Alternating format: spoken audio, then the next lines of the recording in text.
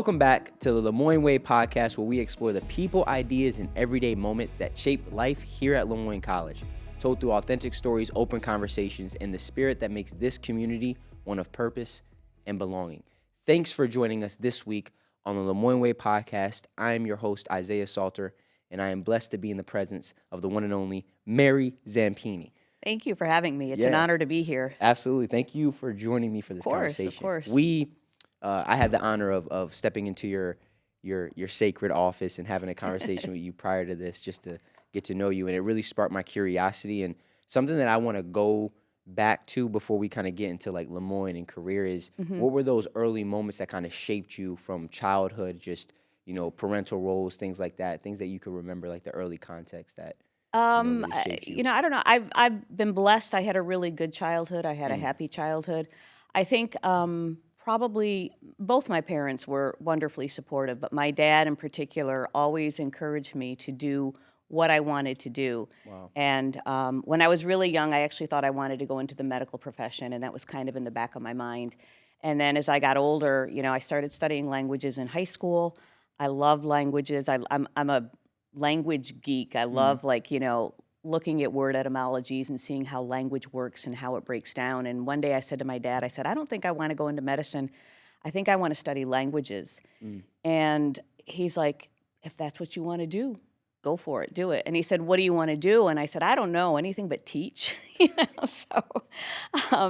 Because I was always really shy growing up. I'm still, you know, kind of an introvert. And I didn't think I would enjoy being in that type of environment because I get too nervous. But when I started teaching, when I had my first opportunity to teach as a graduate student, I really just kind of fell in love with it from the day I stepped into the classroom. Wow. So. And please continue. Yeah, no, so that's kind of it. So I think, you know, just having parents that were always encouraging us to do what we wanted to do, regardless of what that might look like, you know, and not really knowing what you wanted to do with it. But, you know, just having that feeling like, okay, I've got somebody supporting me doing this, even though I don't know where it's going to take me yet. Wow.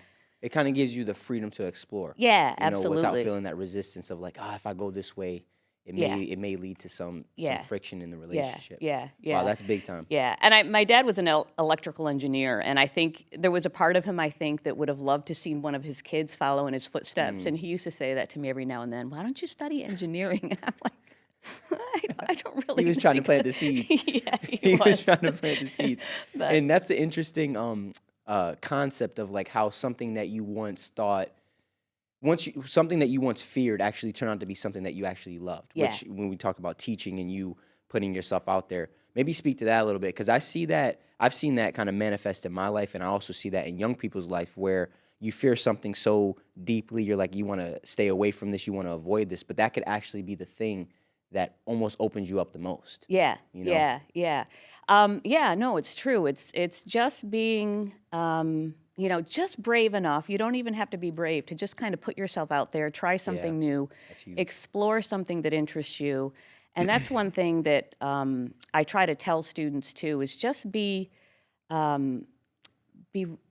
willing to be surprised. You know, a number of years ago, we used to do a new student convocation at the beginning of the academic year, right before the semester started. All the first year students would come in. There'd be in the athletic center. There'd be a convocation. The parents would come. It would be kind of like the send off. Faculty were in academic regalia. And one year I was honored to give the faculty address to the students in the new student convocation. And at the time, I remember saying to them, they were reading a book for the common reading. It was The Immortal Life of Henrietta Lacks. I don't know if you've ever read that. No, I've never read that. Great book. Okay. But in the foreword to that book, the author, Rebecca Skloot, talks about how she was taking a biology class at a community college. And in that class one day, the professor mentioned these cells, these HeLa cells, and they were cells from a woman named Henrietta Lacks who had died at a very young age of cervical cancer. And doctors had taken her cells without her knowledge or permission and discovered that they could be, that they would regenerate. And a lot of times cells when put into culture will die. And these cells have been regenerated billions of times, and they've been used in the years since. They've been critical in vaccine development or in medical advancements. Yeah. And so this woman hears about this in this class, and she asked the professor afterwards who Henrietta Lacks was, and because he just mentioned her, and he's like, I don't know, no one really knows anything about her. And then all of a sudden, that took her on like this decades-long journey into writing this book that became an award-winning book. And I said to the students, I said, you know, not all of you are going to go on to win award-winning books, but every single one of you has the ability to be surprised, to find something that you deeply care about in a class that you never thought you would, something that will spark your interest. So just be open to that and pursue that when it happens, because you don't know where it's going to take you, and maybe it'll take you somewhere really wonderful and in a career path that you never thought of. Man, that's a beautiful story, and that's just a beautiful concept to really embody in life. It's so true. I mean, I've seen in my own life, because I like to speak from my personal experiences, but in people close to mine too, just when you're open to life, it's like, I always relate it to like when you were a child and you went to a playground for the first time and you're just open. Yeah. And you're trying different things. You try the monkey bars, you try the slides, the swings, and it just is so exciting. And you're like, oh, I like that. Oh, I like that, you know? But sometimes when we go in with this like fixed nature of what our life has to be, it creates a kind of a way where we live very contracted. Yeah. You know?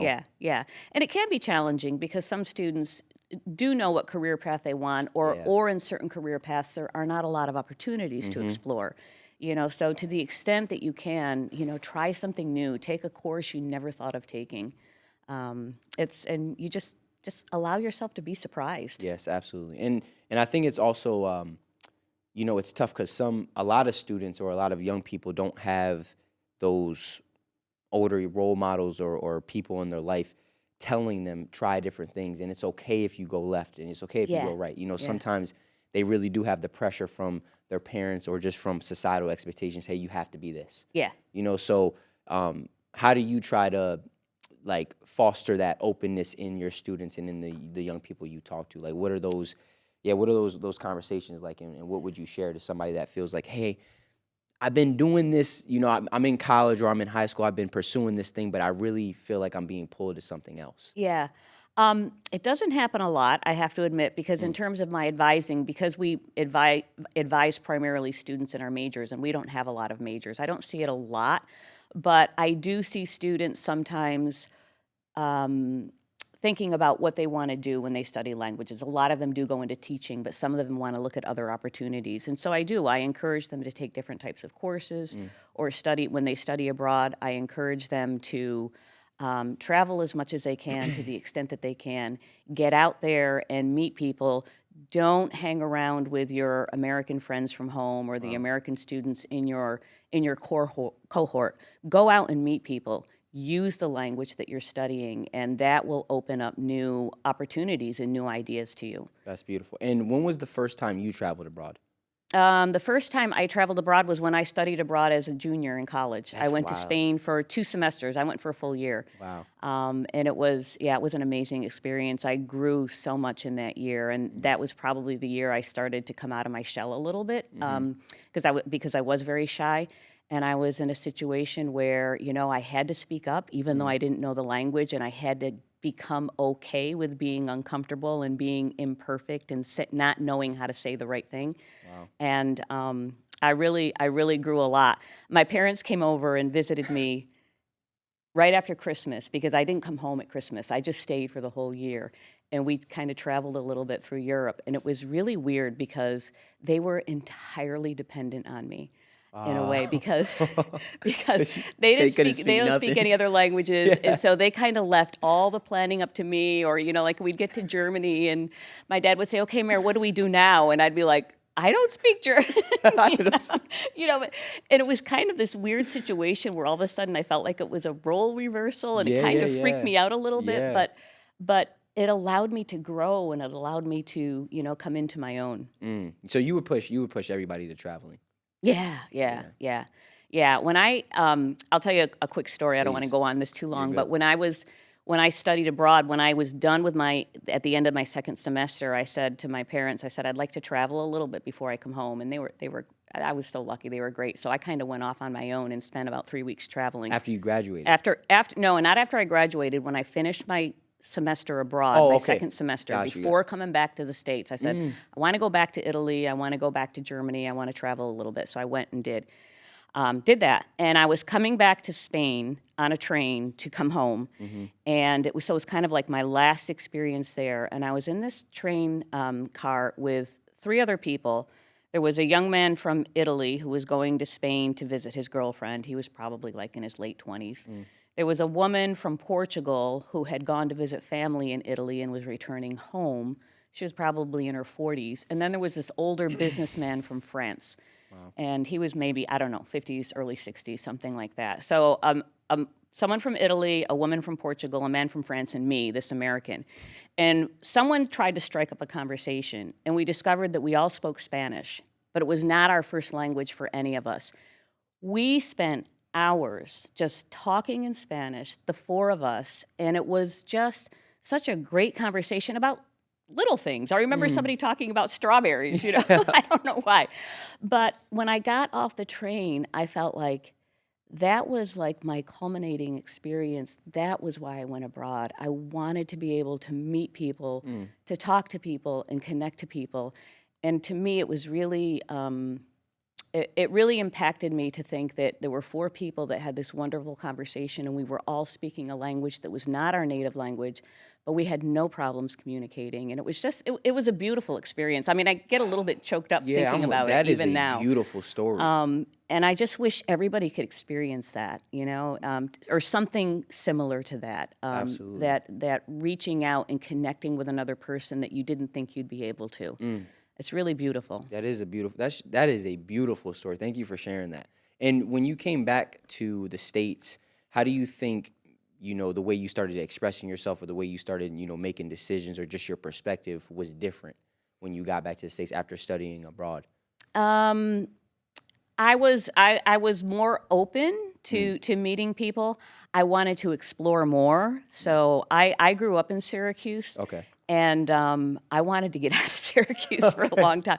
I just realized how big the world was and how much more that was out there. And I didn't want to stay in Syracuse. Facts. And I wanted to spread my wings and just keep moving and explore this wonderful world that was out there. Absolutely. So, yeah. And so you ended up, finishing your degree. What was the next steps after that? So I did my degree. I did my undergraduate work at St. Bonaventure, and then I did my graduate work at Georgetown. So I was in Washington, D.C. for 6 years. And then my first job was at the University of Arizona in Tucson. And I was there for 12 years. And that was a great experience. I loved being out there, but ultimately I really wanted to come home. I had a young daughter at the time. I wanted her to grow up around family. We didn't have any family out there, so a job came open at Le Moyne, and I decided to take a chance, and I did, and here I am, 20 plus years later. Yeah, that's amazing. That's amazing. And speak to just the position you're in when you grow up in an environment. There's so many students that, whether they're from here or maybe prospective students that are wanting to come to Le Moyne, and they're going to have to leave their hometown. They're going to have to leave family and things like that. Speak to the position you were in when you had to make that move away from Syracuse, and just the things that you were trying to navigate during that time and how you overcame it. It just takes a lot of just being okay in your own body, in a sense, because it's new. And back then, like when I studied abroad, I mean, we didn't have cell phones. Right. There was no FaceTime, so I wrote a letter. My parents said, I wrote a letter home every single week. And I sent them a postcard from every city that I visited, and so there wasn't that easy, quick communication. So you really did have to kind of get used to being okay being on your own for a while until you could make those relationships and meet those people that were going to be part of your family, so to speak, in the new place. That's probably the hardest thing. Yeah. But you through work, you join a club or do something that gets you out there so that you can meet other people. Absolutely. And what was the experience like when you first got to Le Moyne? Like, were there any barriers? Were there any ebbs and flows? Like, what was your experience like, and how did you take in, being at this school? Because I remember when we talked, you mentioned that obviously you lived, close to Lemoyne, but you hadn't really like explored it. You hadn't No. really came to campus. So like, No. what was your first impressions of Lemoyne when you got here? Yeah, I think the first time I set foot on this campus was when I came for a job interview. Even though I grew up here, I felt very much at home. It was an environment I was very used to. I loved living in Arizona. I loved the University of Arizona. It was a great place, but it was a big school. Yeah. And it was a state school. And one thing that I've liked about Lemoyne since being here, so when I first stepped foot on campus, I felt comfortable. I felt like in a way that I had come home. People were very friendly, holding the door for you, walking across campus with somebody, and people would pass by and say hello, even though they didn't know who I was, and I just really liked that. I felt okay. And since being here, I've really loved being able to grow myself and learn and explore the Ignatian tradition and philosophy toward teaching and Ignatian pedagogy and the Jesuit tradition. It's been a real blessing to be able to do that and to be able to teach and see how much that really impacts my teaching in a way that I didn't reflect on before. Wow. Yeah, absolutely. It definitely has that effect. I mean, it's just, I love the concept of it feeling like home. I think that resonates with a lot of people because it definitely did for me. It's like a close-knit community. You feel very comforted. And you just have that sense of like, man, this is home. Yeah. You know what I mean? And it really bleeds through. Yeah. When I first got here, we have a faculty convocation every year in the fall and in the spring. And in the fall, they kind of introduce a new faculty. And afterwards, there was a reception. And I just remember the people that came up to me, and a couple people in particular who just were from different areas. The provost, John Smirelli, was the provost at the time. And he came up to me and had a conversation with me, and he wanted to know who I was. And in the 12 years I had been at Arizona, I don't think I had ever met the provost. Wow. And so to have this person who was, came up to me and really was interested in talking to me, and then he would always greet me by name whenever I saw him, walking in the halls. And so just things like that, that people really make you feel welcome, and you feel like you're at home. Yeah, absolutely. And do you want to elaborate more on your specific position at Lemoyne, kind of what you do? Yeah. Things that you're involved in? So I'm a professor of Spanish. I teach Spanish and linguistics in the Department of World Languages, Literatures, and Cultures. And right now, I've done a few different things over the years in terms of service, but right now I'm now also the faculty athletics representative. That's awesome. For the college, Yeah. So Dr. Sean Ward, who did it for many years, retired at the end of last year, and so I took over starting this year. Oh, okay. Okay. I got you. Dang, that's awesome. Yeah. That's So that's been a lot of fun. Yeah, and for some students, maybe prospective students or students that are in school right now, and they're thinking of getting into Spanish or learning a different language, things like that. What's some advice you would give them, and what are some things that they can kind of they should be mindful of when they're exploring that avenue? That it takes time, so you got to be patient with yourself. And if you really do want to learn a foreign language or another language, yes, take classes in it. But to the extent that you can find opportunities to use it outside of class, meet somebody else who speaks a language, or listen to music, or try to watch TV. If your skill level is advanced enough, all of those things will really help you. Go out, do community service or something. Where you can work with speakers of other languages, work with children. I developed a service learning component for one of my courses many years ago where the students went to Manos, the Manos program. It was a bilingual preschool program at Seymour Elementary School in Syracuse. And they would work with the kids, and they'd speak in Spanish and English to them. And it was a great experience. So I always recommend that students look for opportunities to use the language outside of class if they really want to learn it. And I love what you said about the way that language connects people.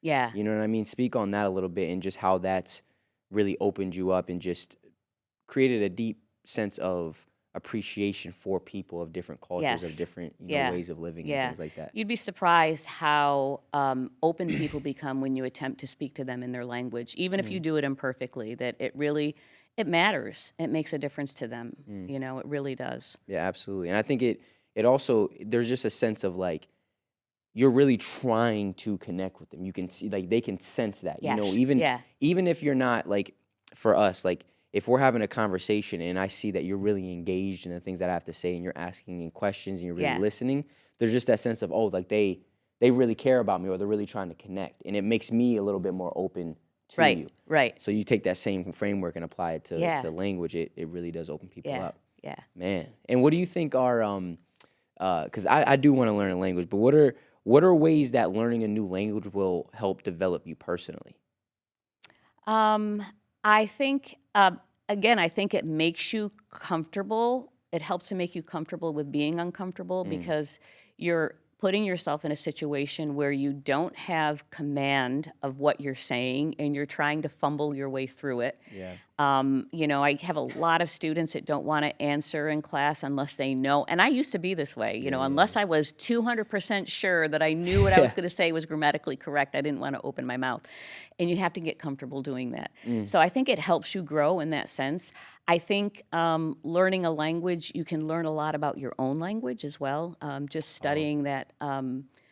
The differences between the two linguistic systems, and you can become more aware of your own language and the way you speak and write. But yeah, I think one of the big things is it helps you to become comfortable with being uncomfortable. Yeah. Because you're not perfect and you're going to make mistakes, and that's okay. And I Wow. tell my students, when I grade you on participation, I'm not grading you on whether or not you say something correctly. I'm grading you on how engaged are you, how much are you trying, because that's what's important. Because that will come. You're going to make mistakes. I still make mistakes sometimes. Absolutely. So Absolutely. I make mistakes speaking English. Yeah, facts. You know? Facts. Me too. Have you ever dealt with perfectionism? Oh yeah. Really? How have you navigated that? Because I see that a lot in young adults, young students, just like this. Yeah, this fixation on I have to do everything perfect. If I'm not doing it perfect, I'm a failure. I'm a disappointment. Something's not right. Yeah. So speak on that. And I'm sure, when you're trying to learn a new language or even put yourself out there, you have to have the perspective that this is not going to be perfect. Yeah. You know what Yeah. I mean? So Yeah. speak on that. I guess there's some freedom in that too. When you can accept that, when you know it's not going to be perfect. I am a perfectionist, and so that is one of my faults, that I tend to be really hard on myself. Wow. So I have to be mindful of that. But yeah, if you can allow yourself to be imperfect, there's a lot of freedom in that, because it allows you to take chances and you learn to be okay with those types of missteps that you make and things like that. And I think that's important because we're all human. Nobody's perfect, right? Yeah. We can't be perfect. And it's good to strive for something, but at some point you need to look for that balance and say, okay, where is my striving harming me? Where is it impacting my life in a negative way? And then maybe I need to cut back. But so I think something like learning a language where you're dealing with a lot of imperfection for a long time can help to some extent with that. And I've never really thought about it, but I think maybe that has helped me a little bit deal with perfectionism in some of the other areas of my life. Yes, Say, ma'am. That's okay, beautiful. I don't need to be so perfect. Yes, you don't. I feel I'm that. not. I feel that. And I think you spoke to it too, just the importance of one, understanding you're gonna make mistakes, you're gonna mess up in certain areas, and then maybe having the perspective that it's actually in that where growth happens. Yeah. You know what I mean? Yeah, Like making yeah. a mistake isn't necessarily the opposite of growth. It's actually Yeah. a part of it. Yeah, absolutely. You know? I tell students all the time, you learn from your mistakes. And a lot of times when I give an exam and give back the exam, I make them correct. I ask them to correct their mistakes as a homework assignment. I said, if I just correct everything for you, or if I just give this back to you, you're going to put it in your backpack, or it's going to sit in a drawer on your desk, and you're never going to look at it again. And if you really want to learn, you learn from your mistakes. Wow, that's so good. And they say perspective influences experience. So the perspective you have on something is going to influence how you Yes. experience it. Yes. So, for me, when I shifted my perspective on mistakes and messing up and failing in life to, oh, this is just a part of me growing, this is a part of my development, it helped me to start navigating those times in a very more healthier way. Yeah. So for you, is there anything that you can pinpoint as far as perspective wise when you were in college, something that, the way that you saw life in college, how has your perspective from then shifted to where you are now? Maybe there's something that you valued that you no longer do. Maybe there was something that you really held tightly that you learned to let go of. What are some things you could reflect on? Oh gosh, journey? that's a really tough question. I don't know. Things that that have shifted for me since college. Yeah, because sometimes we can feel like when we're in college, we feel like this is it.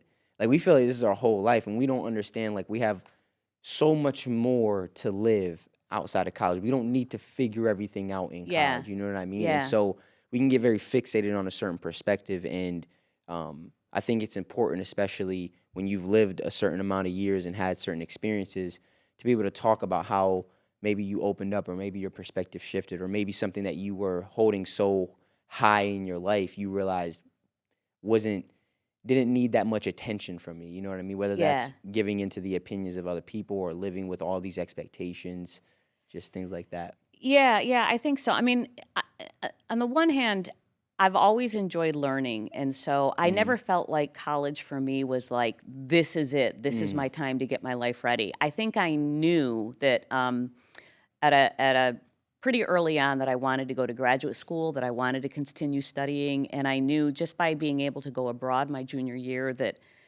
there was a lot more out there. And so I felt like for me, college really was a commencement. You know, when you graduate, I was beginning something new. And so I Wow. guess in that sense, I never, not a lot shifted. If anything, I've become, as I've been able to grow and learn and spend time with other people, I'm less, I don't want to say I'm less shy, because I think inherently I am shy, but I'm less afraid to be open in situations and to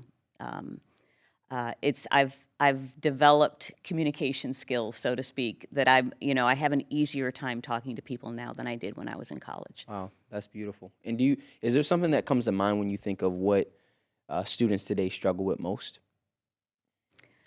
I think a lot of students, communication sometimes, but I think a lot of students struggle with this idea of having to study, really like sit down and try to memorize something, or read a lot.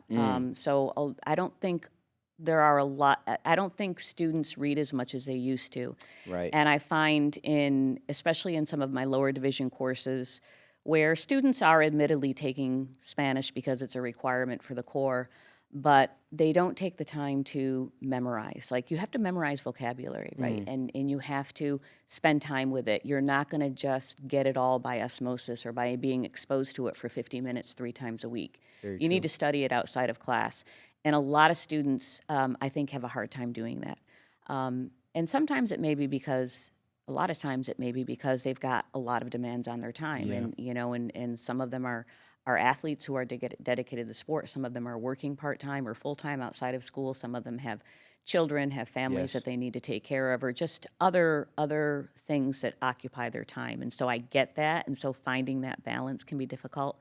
But I do find Yeah. that students have kind of forgotten, it's so easy to look things up, and they've kind of forgotten what it is to sit with a text or with a list of vocabulary words and really spend some time with it. Work on writing those words out, using them in a sentence, studying and learning. I think that's... You're hitting it on the nail. And a lot of it has to do with just the age we're in, technology, Yeah. social media, like you said, we can get it instantly. Yeah. But reading, sitting in stillness, just being, like, those Yeah. things, you're slowing down. In Yeah. our world, it's like we're speeding up. Yeah. You know what I mean? And it's something I always it comes down to the word intentionality. You know what I Yeah. mean? Like living with a certain level of intention in your life. Like I have to be Absolutely. intentional with carving out that space outside of class or outside of work to, study or to read or to, slow my life down. And it's very hard. It's very uncomfortable. Yeah. Because I think we have especially when you grow up in this age, it's just like, I mean, we could probably talk on this too, but like I've realized when you haven't done it and you slow your life down, even with like reading or studying, there's a lot of other stuff that comes up that's very uncomfortable, and you're like, Yes. nah, I don't want to sit Yes. with that. So I'm gonna Yes. go grab my phone. Yes. I'm Yeah. gonna go be with people. I don't want to sit with whatever is going on, Yeah. within. Yeah. You know? Yeah. So I try to give myself a break, and come back to it and say, okay, that's okay. This is bubbling up inside of me. Let it bubble up, but then just, okay, I'm going to go back to what I was doing. And Yes. yeah. And But it's hard, and it takes practice. Yes, it does. Yeah. It does. And it's a perspective shift too. It's understanding like your emotions aren't the enemy. Yeah. You know, they're just coming up because Yeah. they're information. They're coming up because there's something going on within your body. Yeah. So, I mean, I'm working on that currently. I was literally doing some breath work with myself yesterday because felt a tightness in my chest. And you know, whenever you feel certain emotions, you can feel it in your body because Yeah. emotions are the language of your body. So, learning how to reflect on where it's at and then breathe in it. You don't need to fix it. You don't need to try to suppress it. Yeah. You don't need to run from it. Just breathe. Yeah. Sometimes that in itself can just create this internal peace like, oh, I'm okay. Yes. Yeah. You know, maybe Yeah. I'm feeling a little anxious, but I'm Yeah. okay. Yeah. Maybe I'm feeling stressed. I'm okay. Maybe I'm Yeah. feeling fear. I'm okay. Yeah. You know, that can Yeah. help a lot. Some of that comes from some of the Ignatian spirituality yeah, and the talk about things that. the experiences that I've had here where I've been able to learn about that. And that's a big part of it too, is just sitting in that stillness and being comfortable with it and allowing those things to bubble up. But then, you know, finding that moment to center again and understand that it's okay to be feeling these things. Yes, ma'am. Yeah. Especially at this age, you know, like you're experiencing so much at once and it can be very overwhelming. Yeah. And I think a lot of the lessons do come from experiencing it. Like Yes. you gotta sometimes go right to realize, oh, I need to go left. You know what Yeah. I mean? So Yeah. you know, you have to go through that processing and those different experiences where you're feeling different things. But I think if you could really just, you know, try your best to reflect on it and, like you said, use some of the things that you can learn at Moyne, like Ignatian values, Jesuit education, things like that, it can really help with navigating, you Yeah. know, some of the external parts Yeah. of life and internal. So, and if you want to speak more on that, like the Ignatian values, but also like the Jesuit values, things like cura personalis, you know, magis, things like that, how have, you know, those areas or those things expressed themselves in your life? And what are some things that, you know, you really hold dearly when it comes to Jesuit values and Ignatian I think spirituality? the idea of cura personalis, for sure, you know, just that care of the whole person and the idea of seeing God in all things and in all people. And I've become very intentional with that at times, especially dealing with students who are going through certain kinds of hardships and things like that, and who may not be performing as well in my class as they should be, but I know there's a reason for it. And just, you know, just trying to, you know, it really helps. It really helps to look at the student through those eyes. And I think I hope that I've become a more caring professor. And I've always cared about my students, but just some of those values that I've been able to really learn about and discuss with other people and experience myself and taking that into the classroom has really, I think, changed the way I look at my students. That's, and I'm sure it changes the way that, you know, they feel when they're in your classroom, because a lot of communication, and you could probably speak to this, is nonverbal. Mm-hmm. You know what I mean? Yeah. So it's body language, just the energy in the room, things like Yeah. that. And I think, yeah, when you start to instill some of these values into your life and slow down, you know, I think that's a very key point that I'm learning day by day, is just slowing my life down. Like, yeah, you just start to live with this more intentional, you know, grounded Right. peace that people can feel. And it helps you to see the real version of somebody rather than like the actions or external productivity and things Right. like that, you know? Right. And it's tough because you still want to hold them accountable, right? You still Absolutely. need to hold them accountable. And so finding that balance between, you know, and like you read my syllabus and I have some pretty, you know, strict guidelines in terms of attendance and things like that, because language is communication and you can't learn if you're not in class. But, So you know, true. so just finding that balance between the students who are struggling to meet the requirements or meet the expectations of a course and being understanding and showing concern for that person for what they might be going through. Come on, that's beautiful. And then last thing I want to talk about before we get into the quick fire round questions is, how has your experience been being the faculty athletic rep? It's been a lot of fun. There are some challenges to it for sure. You know, we're in our third year of reclassification to Division I, and so I kind of got plopped into the middle of this, and you know, didn't have really much experience with it before. So it's been that's been a challenge, and you know, and it's been a challenge sometimes dealing with some of the student issues that come up, you know, with between faculty and students with missed classes and things like that. But it's a lot of fun. I enjoy sports. I kind of got into doing these sorts of things. A few years ago, we started a faculty athletic affiliates program where there's a faculty member assigned to each team. Yeah. And so when that program started, I volunteered for it, and I was a faculty athletic affiliate for the women's basketball team for 3 years until I became the FAR, the faculty athletics representative. And so I've really enjoyed that. I enjoyed getting to know the players, and going to practices. You really get a sense of how much time the student athletes put into their sport and into their studies, and the ones that can handle both of those things really well are truly impressive, incredible individuals, because they do a lot for their sport. And it's not just the sport, it's not just the practice and the games. They attend games of other sports to support their fellow student athletes. They participate in community service and do fundraising events. We had a spelling bee the other night, which was a lot of fun, which was a fundraiser for the Headstrong program. That's awesome. So it's been really eye-opening to see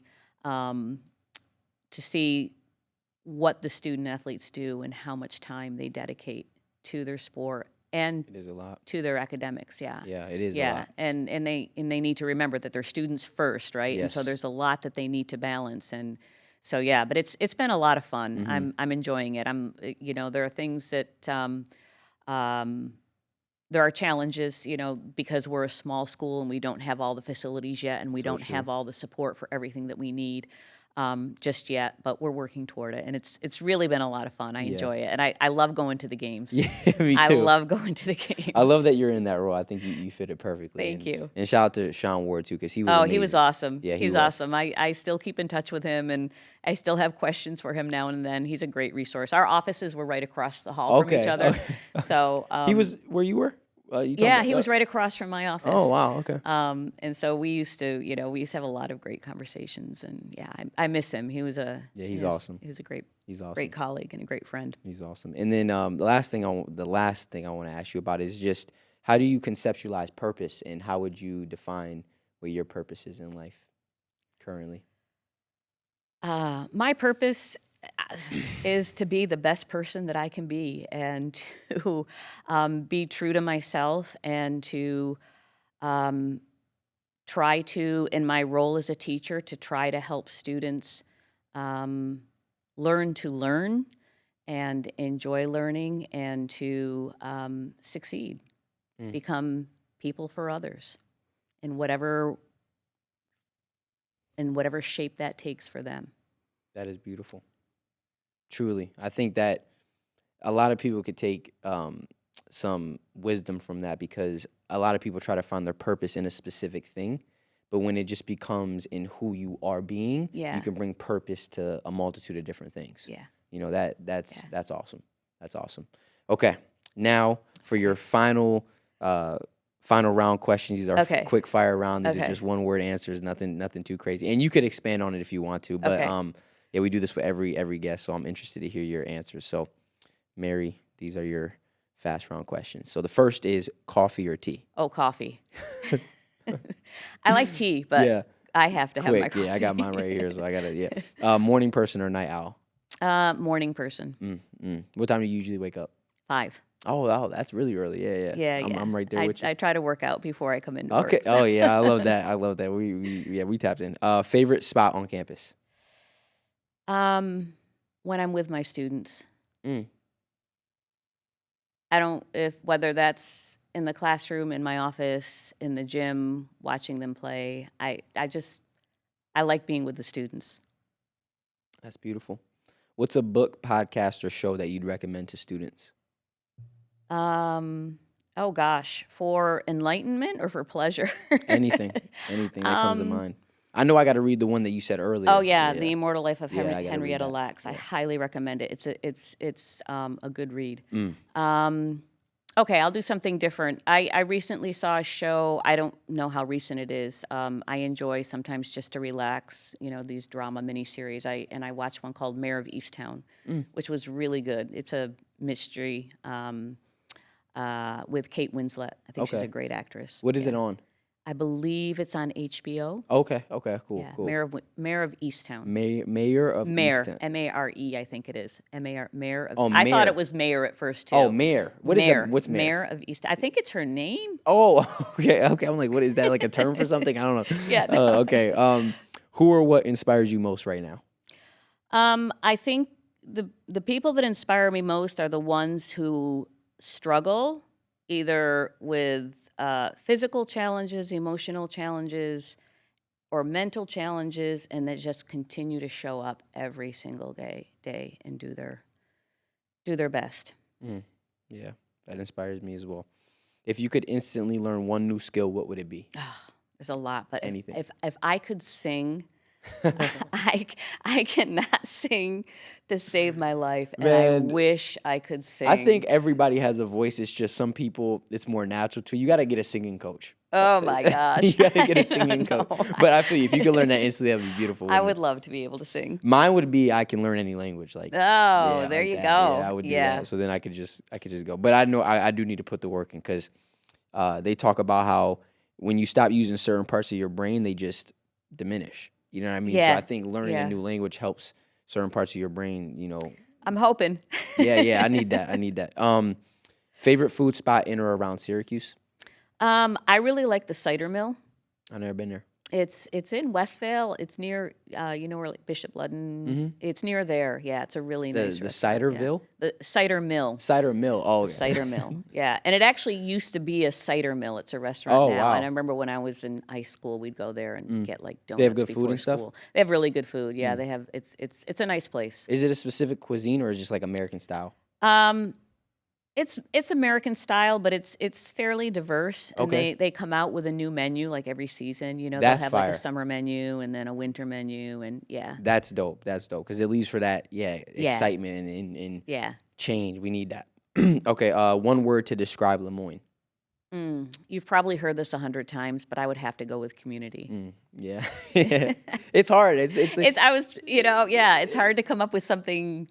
Yeah, that's not community. Like, we've had like home transformative, but it really does center around community. And I feel that. I'm right there with you. And if everyone from the Lemoyne community was listening right now, what would you want to say? I would want to say that you matter and that you have a lot to contribute and to give to others, and to just keep believing in yourselves. And I would say thank you for the opportunities that I've had here. It's been a wonderful experience for me to be at Lemoyne. I'm home. Well, we're grateful to have you, and this has been a wonderful conversation. So thank you so much. Thank you very time. much. It's been really great talking to you, this was Isaiah. awesome. We're gonna have to do this again for my Absolutely. personal podcast. I gotta Absolutely. get her on. Absolutely. So, thank you so much, Mary, for real. Thank you. And that is it for today. We want to give a huge thanks to LCTV for making this podcast possible here in the studio space, to the Carroll College of Arts and Sciences, to the Grace Center, and to Put God First, whose support also helps to make this podcast run each and every week. Don't forget to follow and subscribe to the Grace Center and LCTV in the links below, and we will see you next week.